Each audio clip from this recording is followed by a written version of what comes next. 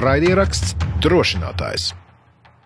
I want to start this interview by asking you what are the situation in Kharkiv now. We know that Russians are constantly targeting Kharkiv region and there are talks about Russian offensive in Sumy and Kharkiv region in the coming months. What are the situation in Kharkiv? The situation is very unstable, so we still have rockets, shellings from time to time with drones, with rockets.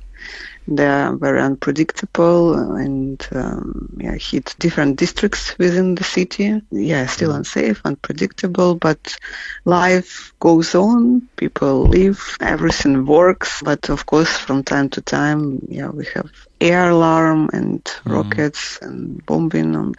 Fortunately, Russia is too close, and our military can't predict when and where it happened, and they can't tell people about the rockets. Yeah. And most people are already used to it and don't go to the shelters or you don't... Exactly. People in Kharkiv, unfortunately, they changed their behavior maybe after half a year of such... you just can't live in this total stress and hide every time you hear air alarm. That's why people stopped doing this, because it's just too often. And there are not enough shelters, underground shelters, not everywhere. And it's just impossible. So Kharkiv is a very unusual city. Not only Kharkiv, I guess Sumy has the same, all these frontline cities. They just can't stop their life because air alarms and shellings, bombings are too often to hide from them. Before we talk about the center and work you do, has your center got maybe damaged or any of your employees or volunteers hurt by the Russian attacks? If we are talking about people, our team in Kharkiv is safe, but unfortunately one of our volunteers in Poltava city, she was killed by a rocket on 1st of February, and it was our first lost.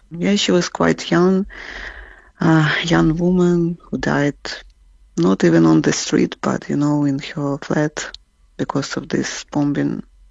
So that was our biggest loss till now. And if we are talking about buildings, yes, one of our facilities had damaged because it's still situated in Filman Eco Park. It is a private zoo very close to the Kharkiv, just after Round Bend Road. And unfortunately, it's on the north, close to the border. And the Russians hit it during the first months in the beginning of the war. And we had a flying cage there, so exactly our flying cage for bats. It was damaged, but we repaired it since then, so it's more or less stable, but still this territory is not very safe to go there, this private zoo, Filman Eco Park, because from time to time they have some, not fightings, but bombings and missiles, and situation is very unstable too. So that's one of our facility.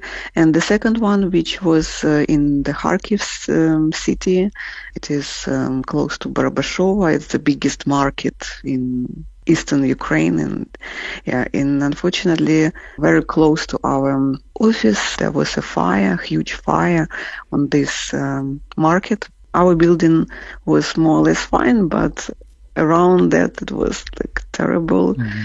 And we moved from this office building, I guess it's around, almost 1 year ago, last summer. We moved from this building because it was too difficult to stay there. We were the last people who stayed in this office building, and we occupied the last floor, and it started to flood, with water from the roof. So the conditions were terrible. And finally, we moved last summer. We moved to a new office space. It's in a basement now in the Kharkiv city, but in a basement, not the last floor, but we choose basement.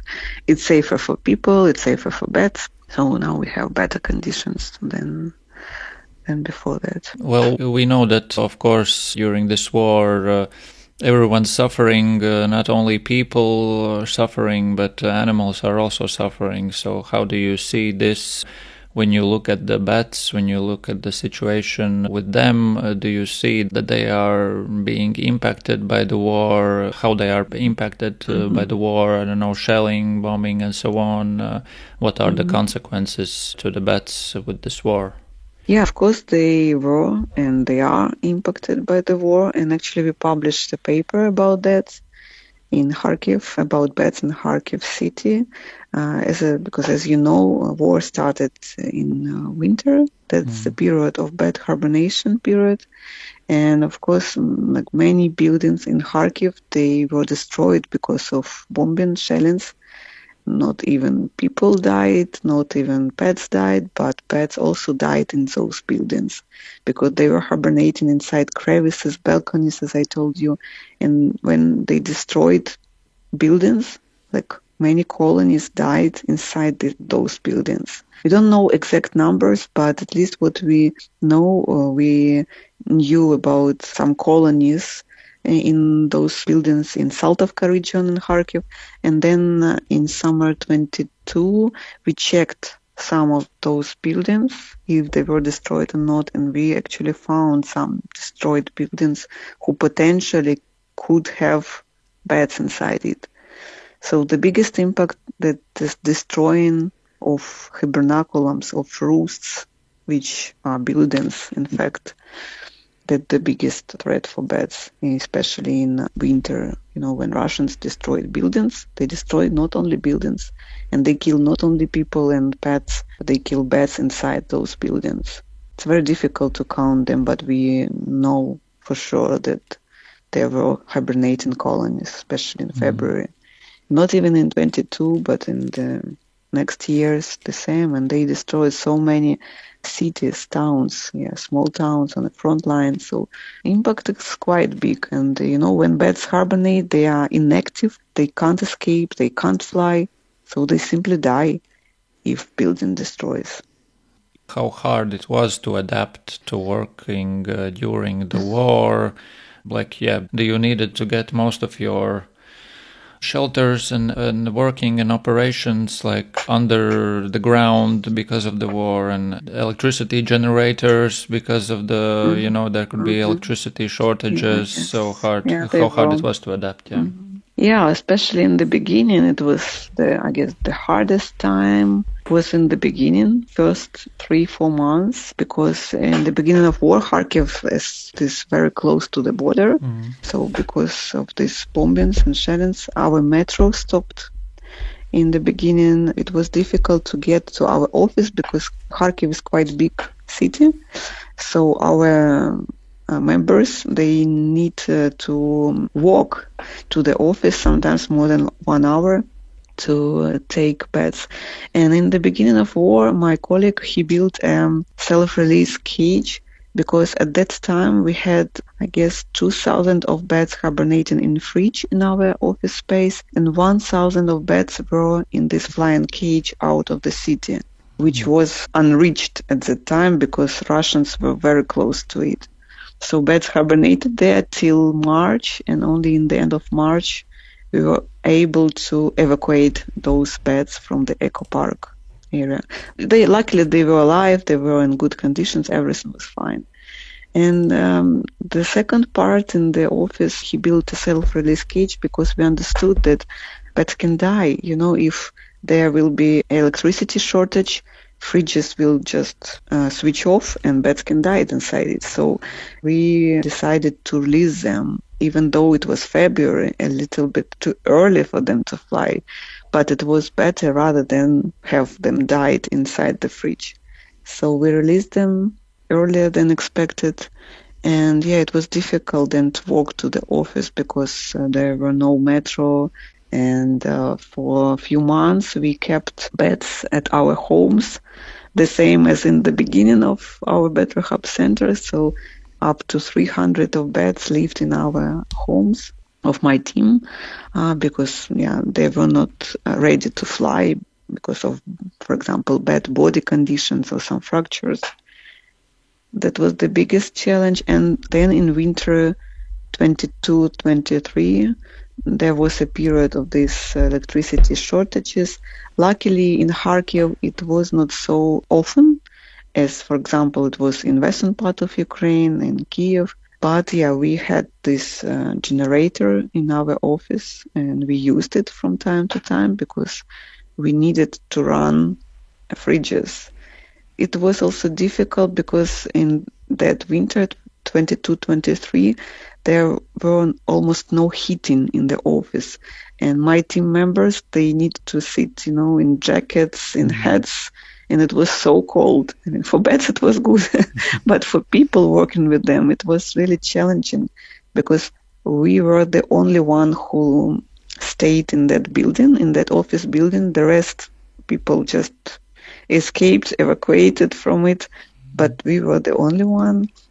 And it was quite cold and, sometimes without light, without electricity. But it was in the first year. Then it was not so difficult. And now we have this basement office. It's much, much more better, way better than the previous one with the last floor and running ceiling and cold conditions inside. So now we are in better conditions, and there were sometimes challenges. The main place where you gather all the beds and you do the work is in Kharkiv. The center is there, but it's not like I don't know, a big hangar or something. You do all this in a basement, yes? Yeah, it's a basement of a building, like big office, just placed in a basement. We don't need an hangar. We need quite warm conditions because and electricity, of course. Our beds hibernate in fridges in winter, and we need a lot of electricity in winter. We have 8 fridges for beds. But so you need how much space do you need? The beds are, many of the beds.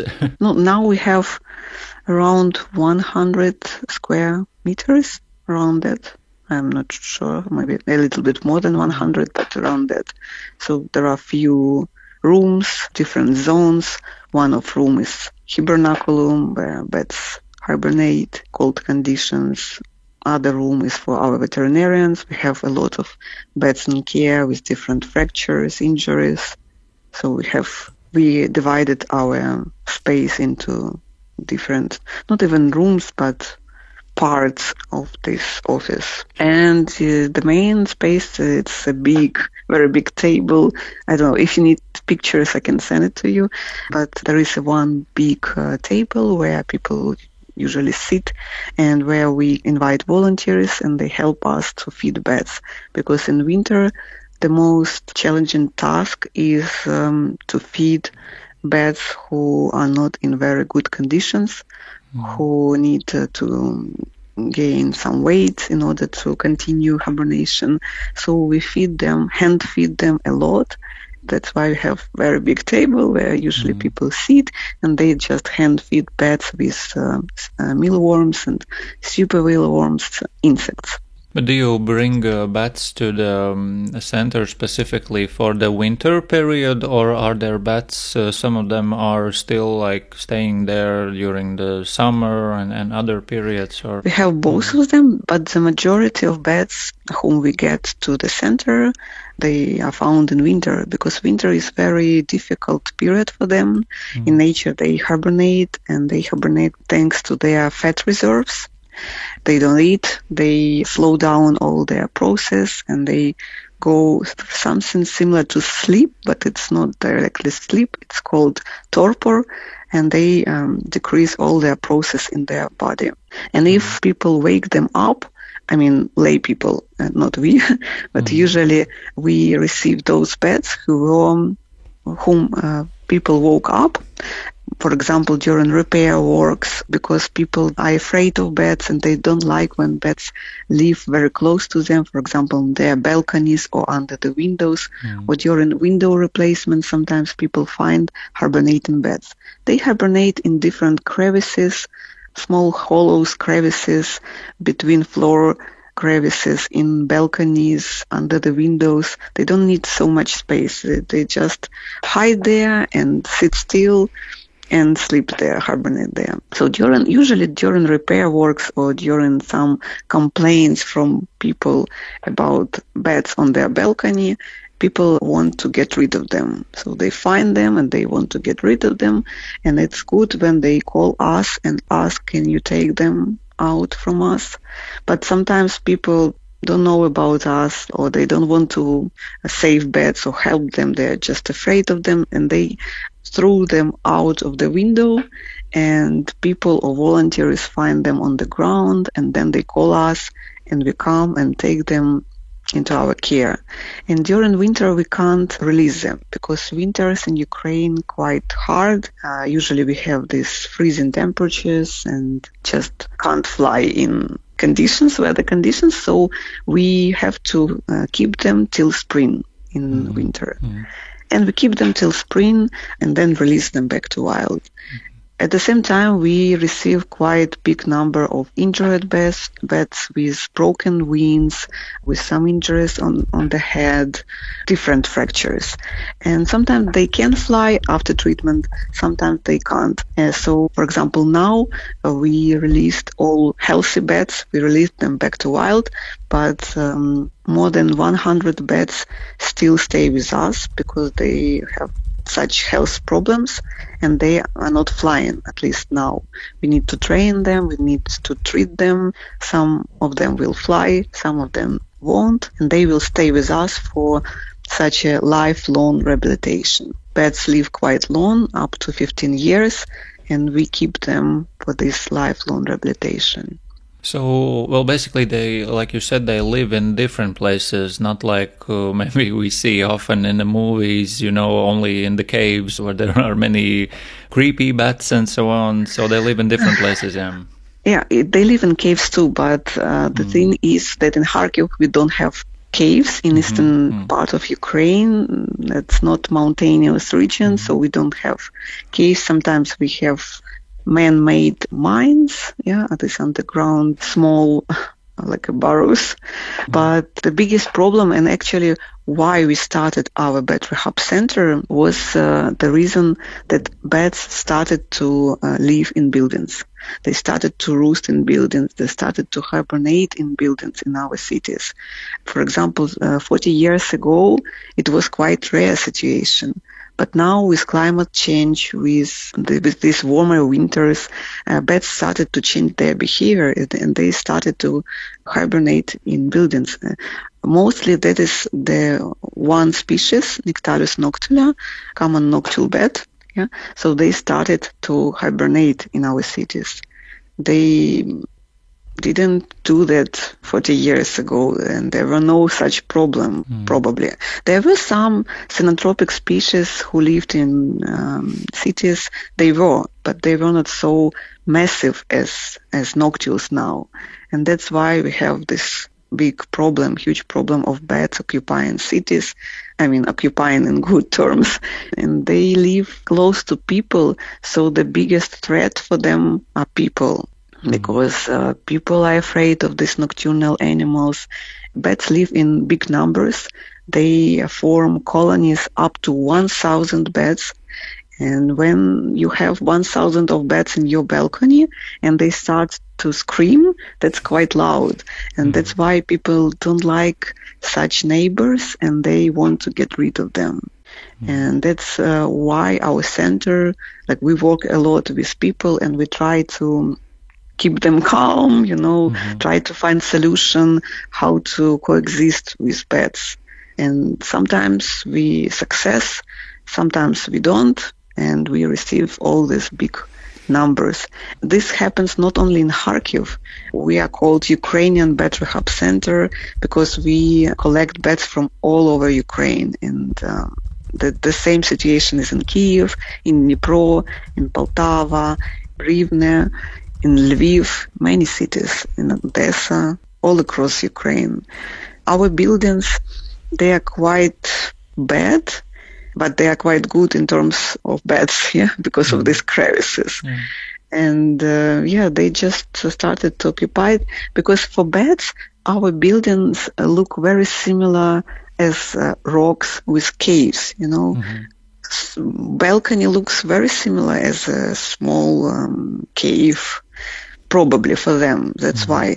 And temperature conditions are very similar to what they have in nature in caves. And that's why they started to live in buildings. And that this is the main reason why we started to rescue them, because they live not in trees, they live in buildings and suffer from this people's attitude and this coexistence. And unfortunately, we have so many cases when people killed bats in huge numbers. Because they were afraid, or bats are... They were afraid, yes. Because they think that it's like rats, like rodents, and they don't know who bats are, like cockroaches, it's like pests and so on. Like, for example, 15 years ago, we had so many cases of such rude, mean behavior from people. But what do you say to people like, are bats dangerous? Can they bite you? And so on. What do you say to them? Because I think, well, like you said, some people are afraid, maybe something that they can bite or attack. Yeah, of course, they are afraid mostly because bats are nocturnal. And everything what is nocturnal makes us scary. We are day life creatures, and that's normal. I can understand that as biologist. I understand behavior of people, and we try to explain more, because knowledge is a power. When people know who bats are and how to deal with them, how to handle them, and so on, at least whom to call, because we are like the biggest bat conservation organization in the country, but we are not the only one. We have volunteers, we have partners, and if people ask, like professional people can come and help them to get rid of bats or rescue them, like whatever happens. And of course, we always tell not to handle them without gloves. Because bats are small creatures, of course they are afraid too, and they try to bite you, but all these bites, that's because of fear. That's not because bats want to attack people. No, they don't want. They are scared of us and afraid of us. So, like, only way that they can be dangerous to people, it's only that they can try to bite, yes, nothing else. Yeah, they have rabies. They have it. I mean, the virus rabies. It's very dangerous when they bite, and if bat has rabies, it can be like really dangerous. But not all of bats has rabies. Only 3 species out of 28 species in Ukraine can have virus rabies. But of course, people don't recognize who is this, like, is it that species or not? So normally we say, please wear gloves each time you want to handle a bat, and we do the same because they look very similar, and only professionals can say what species is it. Yeah, rabies is real possibility. It's not so often happening, even in Europe. For past 50 years, up to 10 cases of bat rabies was mentioned. So it's quite rare comparing for stray dogs, for example. But usually people are afraid of rabies, and they're afraid of other diseases, potential diseases which wild animals can carry. So, like you said, people call you when they need help. So it works like both ways. Like you receive calls, and you also, your volunteers, and you are also looking for the bats and gathering. Or no, no.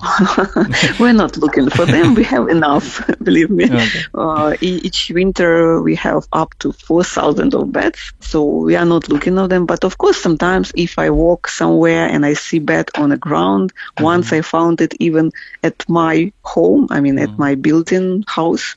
So, of course, I won't pass by. I will take those beds. But usually we get them from people or from our partners because we have this network of volunteers and partners. And unfortunately, not all of them are ready to manage big colonies. So if, for example, our Lviv partner in Lviv city, if they receive colony more than 100 or 200 beds, they will call us and transfer beds from Lviv to Kharkiv because it's quite difficult to manage such a big colony if you don't have experience.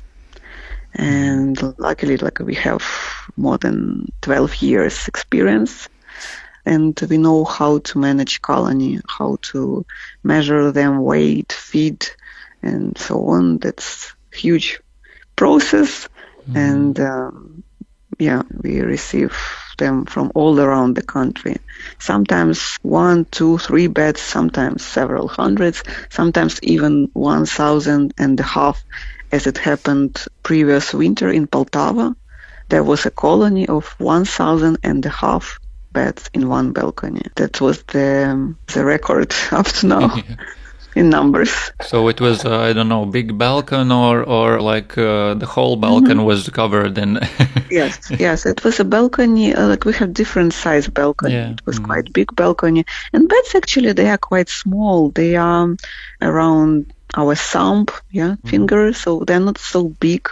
And when they sit together, they don't occupy so much space. And how complicated it is to take those bats to, catch them and bring them to the center. Is it mostly easy to do this, or does it get complicated sometimes, or how it, If people just destroyed their balcony during renovation or replaced windows, it's easy to just handle them because during hibernation, bats are very slow. They don't fly. Their body temperature almost 1 degree above zero. So they're very, very slow and cold, and it's quite easy to collect them. But after that, after you bring them to Kharkiv, they wake up, and then they are very active, and it is difficult. We sort them according to their weight.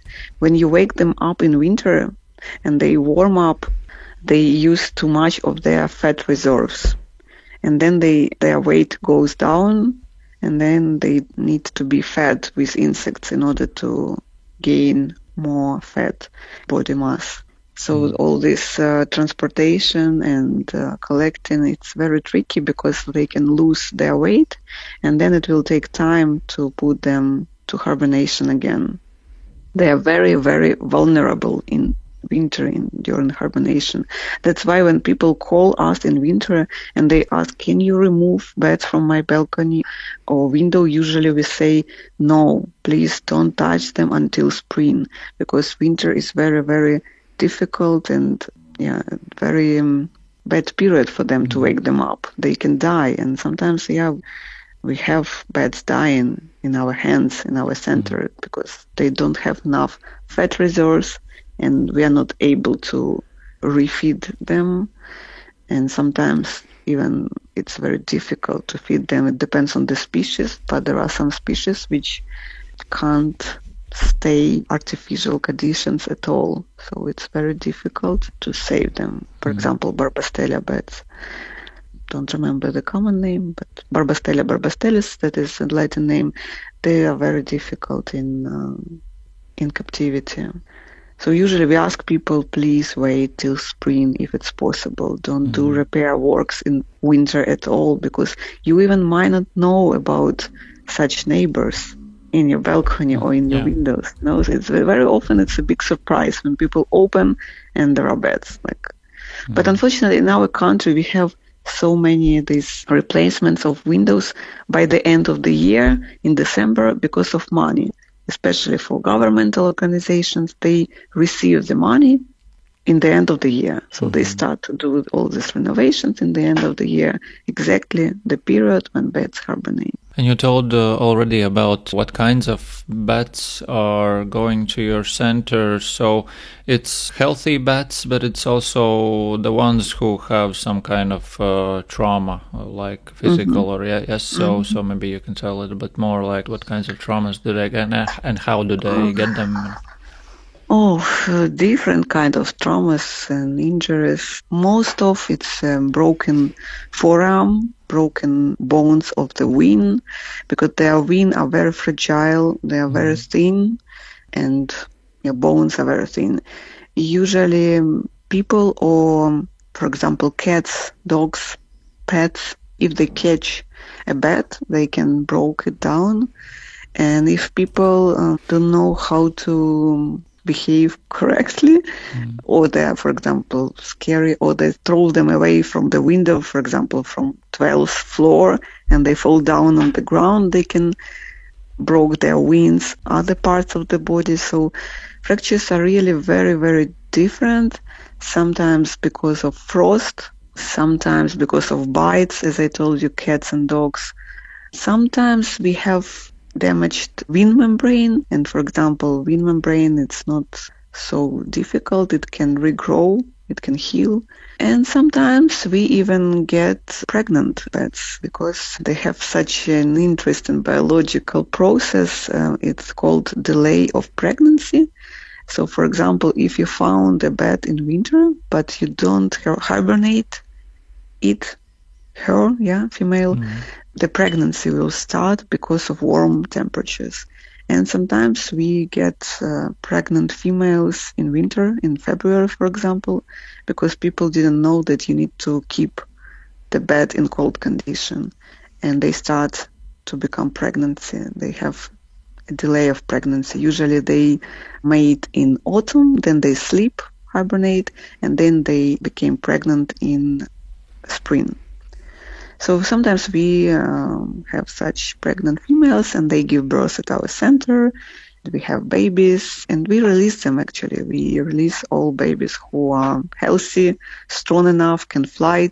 We train them in our flying cage in Feldmaneka Park and then we release them.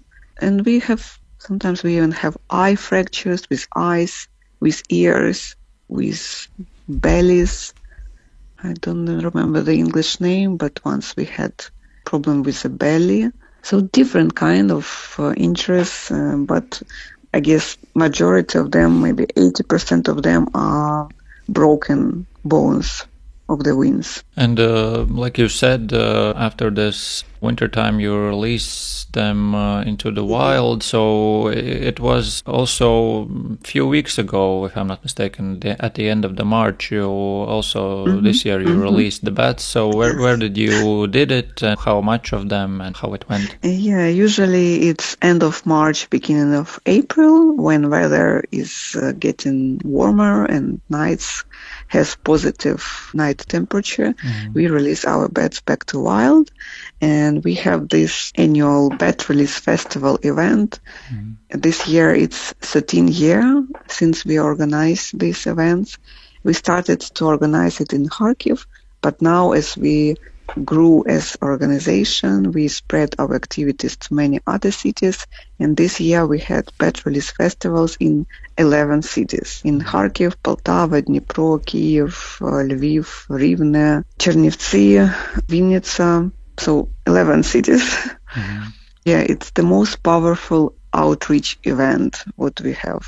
We invite people, like everyone who want to see live bat and who want to help them to fly. We give gloves, or people come with their own gloves, and we give a chance to handle a bat and release it back to the wild. It's very nice event, very happy for us event, because we release these animals and they can continue live in nature. And sometimes we even have recaptures of such released bats, because we mark them, we use bat rings, special rings, and put them on a forearm, and we have many recaptures. So we know that this works, and this is very important to release them, and they survive. Sometimes they even got trapped twice. For example, we rescued, released, then it came again to our center and we released it a second time. So we have very different stories, but yeah, it's always happy when we release them back to wild because they are wild animals. They are not supposed to be in captivity. No, apart from bats with fractures, unfortunately, if they can't fly, we don't release them because they can't survive in nature. And so they stay at the place where those centers are, like, for the whole time? Yes, they stay for their whole life. It depends how long they can live. I guess the oldest bat which we have up to now, it's 8 years. So they continue to stay with us. If conditions are well, whole summer they stay in Filmaneka Park, in this rural area, private zoo, in our flying cage. It is situated in the forest, so we put cages in the flying cage, and bats live almost like semi-natural conditions they live. So they have quite good conditions and regular checks from our veterinarians. We have 2 veterinarians in our team. They check their conditions regularly. And sometimes, as I told you, these injured females, they can give birth to bat pups. And then we raise them and we release, at least we can release pups. Mothers probably will stay with us, but pups are free and we return them back to wild. Do you usually release them only in forests, anywhere in the nature? No, as I told you, they are synanthropical species. Yeah, they live in cities, so it's quite normal to release them even within the city, but we try to find the place without stray cats, stray dogs, because sometimes they can fall down and they need a second chance to fly. So we try to go a bit far from roads, from stray animals, like somewhere in the park. It's usually normal. In Kharkiv, we organize bat release festival in this Filmaneka Park, in this private zoo, and it's like forestry area, very nice for bats and close to forests. And then they find their new roots. In summer, they live in tree hollows, noctiles. They live in tree hollows, so they can find hollows just right after the release. How much do you spend on maintaining all these centers, the gathering points, and to do all this work? Like, is it expensive, and do you have donations and so on? Yeah, it's quite expensive. The bad thing is that our government doesn't support us, so we don't have governmental support funding at all. For many years, up to COVID, we lived funded by Filmaneka Park, by this private zoo, and actually he helped us to organize a bat rehab center, but since that we lost his funding, and now we mostly live from donations and from grants from abroad. So we do a lot of fundraising, and from time to time we get grants, unfortunately, not Ukrainian, but from abroad, like from different countries abroad. Luckily, they understand bat conservation needs and they help us. And we have a big support from people, as in Ukraine, as abroad, international community. And thanks to that support, we survived, because in the beginning of war, we were not sure if we can stay with all our activities, with all our work, because we were out of money. Yeah, we were very close to closing up our bat rehab center, but thanks to international community and people, they wrote us so many letters of support, good warm words, and sent donations and asked, like, please keep going, and if you need any help. Even the people told us, some of our colleagues and friends told us, if you need help, you can move your bat rehab center together with bats abroad, for example, to Poland, we were invited to come with our beds abroad. Of course, it's impossible. It's impossible not only because of some transportation, it's possible because beds are officially protected in Ukraine, and it was impossible to get them out of the country. But it was very nice to hear that all support, and after 2 months we realized that we will survive thanks to that support of people, just ordinary people and our colleagues. Of course, we have big community of colleagues from all around the world now, and that's how we survive. But still we spend a lot of money. I can't say you exact numbers, but the majority of money goes for salaries of those people who take care of beds, to feed them. As I told you, it's very time consuming when you need to sit in winter for 10, 12 hours sometime and just feed beds. For example, we have 300-400 of beds per day to feed in winter. And it's very time consuming. So the majority of our money goes to salaries, and the second part is food. All these insects, mealworms, we buy them. We buy them because, for example, for winter we need up to 150 kilograms of insects, and they cost a lot. So we buy these insects. And of course, we spend a lot of money for electricity. As I told you, we have 8, sometimes 9 fridges, and we pay this rent of the office and electricity. And now electricity is quite expensive in Ukraine. So keeping bed rehab center is not cheap. We are very grateful and thankful for all those people who support us, and foundations, international foundations, who believe in us and support us. And this center, is your work at the center the main work that you do? It takes the whole of your time or most of your time? Yes, it's not even, it's not even a job. It's not even a work. For me, it's way of life. I've been doing this for more than 15 years, and I can't imagine me apart from beds and bed rehab center. So of course it takes majority of my time, and we work as NGO now, so we are non-governmental organization, and it takes almost all of my time. I have a second job at National Biosphere Reserve, nature protected area, but majority of my time of course goes to bed rehabilitation, beds, communicate with people, stakeholders, agencies, and not even with animals. I mostly work with people now.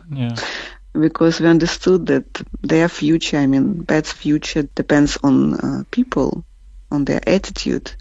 And we can't save all beds in our country. Unfortunately, we just can't. We don't have enough effort to save all of them. But I realized that we need to change that attitude towards these animals. And now we work a lot with people. We do a lot of outreach activities. We communicate with, as I told you, stakeholders, with building companies, with rescue centers, other rescue centers, even this kind of people rescue centers. So that's big part of my life, and not only mine, but my co-leader and my co-founder of our center and all our team. We are not. It's not a job for us. It's really our way of life, and we devote it for beds. That was one of my questions, why it is important for you, because of course we know that there are people who are rescuing pets now during the war, the wild animals, helping them, doing the rehabilitation and so on. And I was wondering, why bats? Why it is important to you to do this, and why not some other animals? Why bats? For example, bats, they are 1/4 of all mammals in general. So they are really big in numbers, mammal group. That's first. The second thing is that bats are key elements of biodiversity in general, because they dependent on insects. and they are very good bio-indicators of biodiversity levels. And in our country, in Ukraine, they are protected. Officially, they are protected. We call it a red list. We have such a book of red listed animals, and all of them are protected. But instead of that, measures of protection are not enough. People still can kill them, and what I've told you about our bat rehab center, so they still need a lot of protection and conservation. And actually we started, me and my colleague who is co-founder of our center, Anton, we started as bat researchers. We are scientists originally, so we started from studying these interesting nocturnal animals. We don't know so much about them, about their distribution, about their life, and we studied them for many years.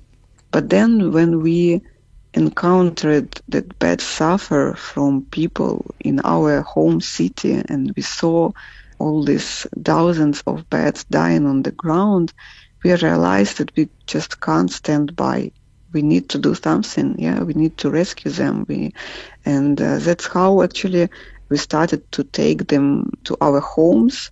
For example, I kept them in my home fridge in the beginning of our activities here. Before we had the center, I kept them at home because I just can't stand that they die on the street. So I bring them home, and that's how we started to rescue them, rehabilitate, and then the story became popular on the TV, in media, and we got the support of Firmanica Park, and this topic became very interesting, and now we have many followers who started doing the same, not even in Ukraine, but for example, similar center arose in Belarus, then in Moscow Zoo. So bats are very interesting wild animals, and as I told you, they are very good bioindicators of biodiversity in general, and they play key role in our ecosystems.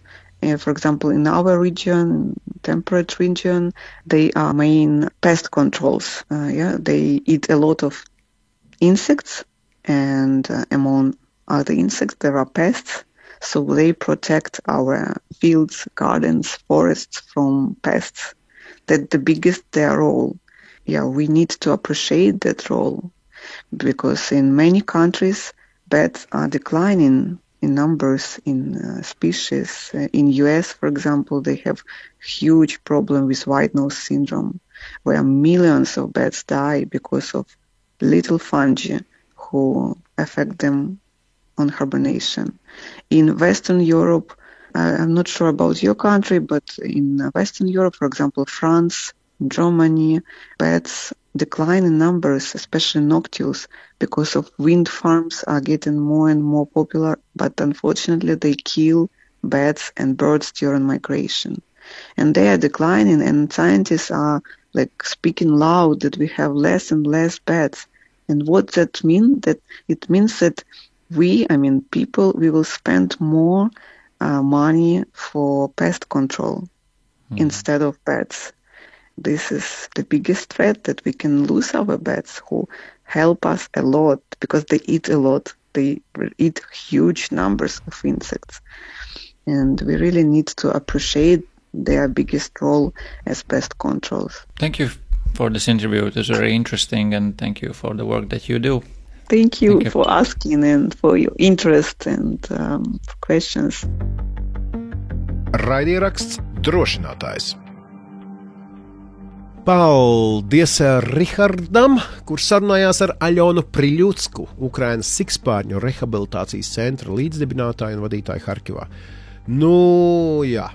Pirmkārt, uzzināju ļoti daudz par sikspārņiem. Paldies, Rihard.